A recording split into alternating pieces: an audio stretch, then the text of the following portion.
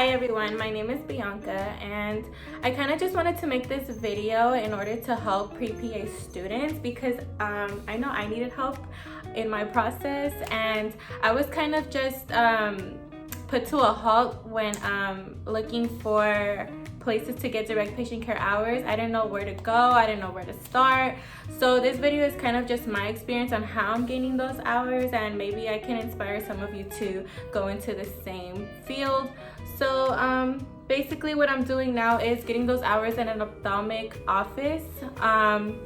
Like I mentioned, I just kind of stumbled upon this opportunity, and I was just looking for any jobs that I'm able to be hands-on with the patient. And I know many jobs, they require you to have either a certificate besides your bachelor's degree, or they want you to have some kind of medical experience. So this job it just came out of nowhere, and I'm really grateful for it. I've been there for 7 months and I honestly love it. So just kind of to go on what I do on my day-to-day basis. So most of the days I'm the one that opens the workup room. So what I do is I get to work, I clock in, and then I go and make sure that all the workup rooms are open and ready to go. So I make sure that in every room that the computers are on, that also like any type of imaging that we're going to do, that the machines are on and ready to go. The TV is on for the patient, so when they get there, they have something to watch. And I just make sure that, every room is set to go. I make sure that especially my room, the one that I will be working in, is everything's on, I'm logged in, and I'm ready to go to call the patient. So after everything's set to go, the reception is downstairs. Well, ours is like 2 floors. So the reception is downstairs. She lets me know like, hey, I'm about to start sending patients up. Are you ready? And I say yes. Or if I'm ready before she calls me, I call her and tell her, hey, you can go ahead and start sending the patients up. I'm ready to go. So then the patients start coming in. They come up with their charts. Usually there's another receptionist up there too, grabbing the charts and putting them in order, so that when I go, I'm ready to grab the first one. If there's not, I already know which order they're coming in. So I grab the chart, I call the patient in, I bring them to my room, and then I just kind of start asking them questions. And I feel like the first 3 months of working here, especially if you have no experience with anything in an ophthalmic office, I feel like the first 3 months are very you're just kind of confused like what's going on, but honestly you start catching on to it pretty fast. So basically, I call the patient in and I just start asking them any questions. So it depends. You can get some new patients, or you can get some patients that have been coming there for a while. If it's a new patient, the process is totally different because you're starting from scratch. If there's a patient that's been coming there, you pretty much already know their information, so you just kind of go based off that. So I'm just going to explain if it was a new patient. So if it's a new patient, I just tell them like, hello. I tell them my name and I'm like, okay, we're gonna be in this room today, and just start asking them so this is your first time here, right? And then you ask them for their date of birth, make sure you have the right patient, and then you just kind of start from there. So then you open up their chart and you start asking them questions. So mostly, since we're in an ophthalmic office, most patients there, of course, are there due to some obviously eye problems. So you just kind of like I said, as time goes by, you kind of start seeing what most patients are there for. So you start asking them based off those experiences. So for me, now that I've been there, I know they're because they have diabetes or they have high blood pressure or stuff like that. So I start asking them starting with that. So I'm like, hello, so hey, have you been diagnosed with diabetes or high blood pressure? If they say yes, they've been diagnosed with diabetes, you ask them for their sugar. Did they check their sugar this morning? Do they know their A1C? And then after that, then you ask them okay, so what's been going on with your vision? And some patients might be like, honestly, I didn't notice anything until I went to this doctor and they told me I need to come to you guys ASAP. So they didn't notice. So you just kind of like basically like I said, stuff that you've seen, you ask them. So I'm like, okay, so have you seen any floaters?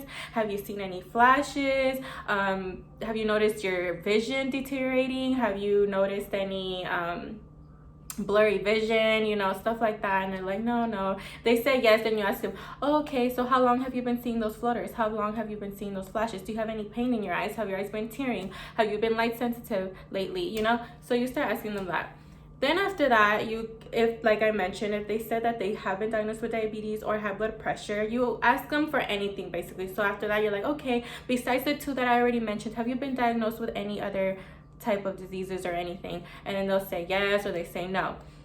If they have, then you ask them like, okay, are there any medications that you've been taking daily orally for these for your diagnoses and stuff like that? And then they'll tell you what medications they've been taking. You have to kind of just write down everything they're mentioning.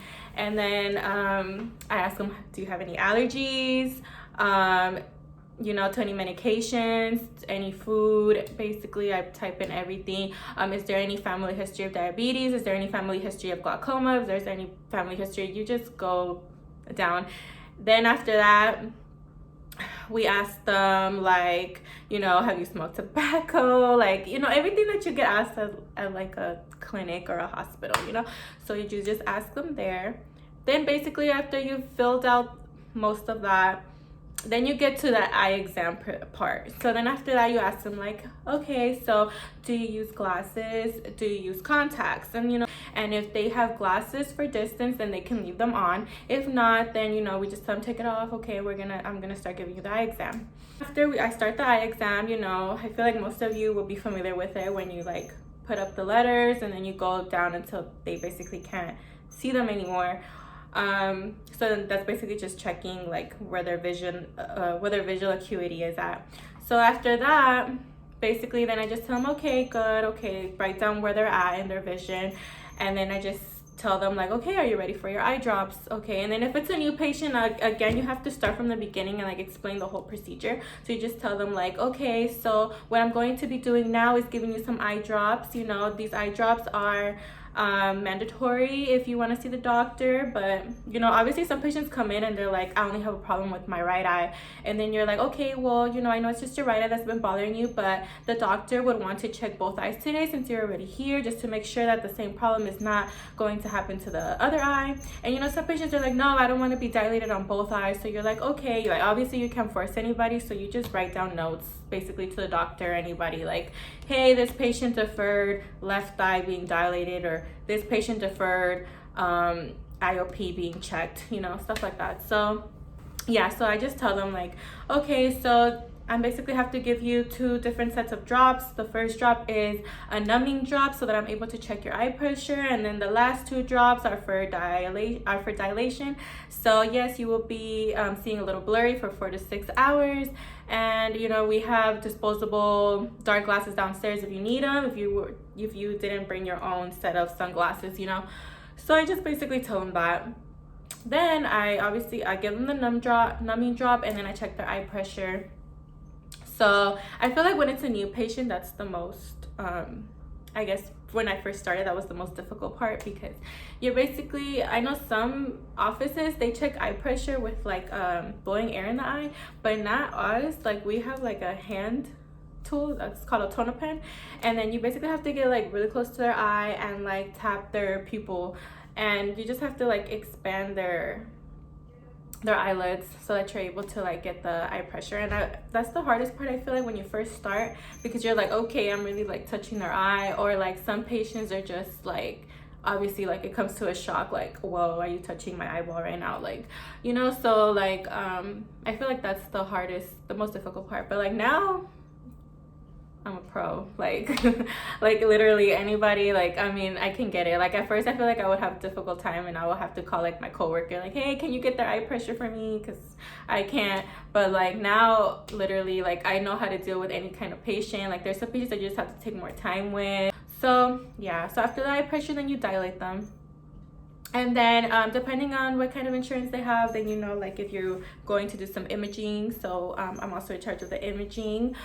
So like if they need they need ultrasounds, those are what B scans are, and then you take their ultrasounds if they need them. If they need OCTs, those are a different kind of imaging, you take their OCTs. And yeah, that's pretty much what I do. Like it's pretty fast because we see a lot of patients daily, so it's like you do that with one patient, then you go to the next, you keep going, right? But there's so after that, basically what I also do in my job is I also help the doctor with injections. So for that, what I do is basically you're like a table. That's what you are, a table. So you just get the patient ready for their injection.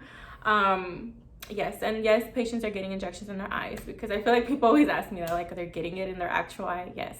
So basically what you do is, like, you just get the patient ready. Like I mentioned, you call the patient and you make sure that you have everything ready to go for their injection. So you make sure that their injection is there, ready to go, prepped already. You make sure that they have their glass of betadine and speculum in there, 4 Q-tips, and of course it's not going to be the same in every office, because I feel like we just do based on what our doctor likes to do. So yeah, so then you just make sure everything is ready to go, and then after that you just call the patient in, you prep their eye, the one that they're getting injected, like you put some more numbing drops in there. But prior to that, they already received additional numbing drops and they already received an additional numbing injection, so they should be pretty numb already. But you add more numbing drops just to make sure, because some patients are obviously more sensitive than others, and so you just have to make sure that they're really numb. So after that, their eyes prepped, you're ready with everything, like the tray. So like I said, you're like a table. So the doctor comes in, you get on the opposite side of the doctor with the tray, and then he just kind of like grabs on what he needs, and then you're just ready to hold pressure on their eye after he's done, or anything. Like I said, as time goes by, you get used to it, so you get used to everything. So you're like, okay, you know, water is squirting, I'm gonna put the tissue there so the patient is dry, or like he'll just nod and go like this. You already know automatically, okay, this means he needs like an alcohol pad, or this means he needs like a Q-tip. Like you just kind of like memorize things. So yeah, then you hold pressure on the patient, and then you give them an eye patch. So the eye patch also, when I first started, my eye patch was pretty sloppy, but like now as time has gone by, like I've gotten way better, it's neater, and just better overall. So yeah, it just takes a little bit of time. And yeah, you just let them know, like, okay, you're gonna have this eye patch on. You tell them how long they should have the eye patch on for, and then some patients don't get eye patches if they can't see with the other eye, so just make sure you tell them make sure to tell them like how they're going to take care. If they feel any pain, to put like a warm towel on their eye. Like you basically just get to know all the different procedures and ready. So that's pretty much what I do on a day-to-day basis, like my most main things. If I do something else, then it's just like you know, you pick up little things also, but like mostly that's what I would say I do on a day-to-day basis. So yeah, that's basically what I do as an ophthalmic technician. Yeah, and then if you have any questions about it, you can obviously let me know. That's how I'm getting my hands on direct patient care hours, to be a PA. And I'll also be making more videos on my process and other different things that I do, because I also do volunteer work, and also how to get your community service hours before applying. And yeah, so I'll be making more videos, and I will be posting more. And yeah, let me know if you have any questions. Bye.